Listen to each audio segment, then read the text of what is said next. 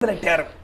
నిజానికి లోకం ఎంత మూర్ఖంగా పోతున్నది అంటే వసే అన్న ఆ పదంలో శివ అన్న పదం ఉన్నది. వసే వసే వసే వసే ఆ పదాన్ని తిరగవేసి వినండి. శంకర భగవత్పాదుల వారి వాక్యం కూడా మీకు గుర్తుకు రాక మానదు. వసే వసే శివ శివ.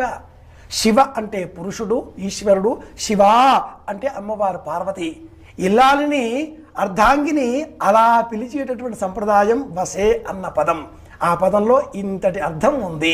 అలాగే ఆ ఇల్లాలు కూడా భర్త గారిని ఏమండి అంటుంది, అంటే అని కూడా పిలిచేవాళ్ళు ఉన్నారు. అంతేగాని పేరు పెట్టి పిలవకూడదు. ఆవిడకి ఎందుకు పిలవకూడదు?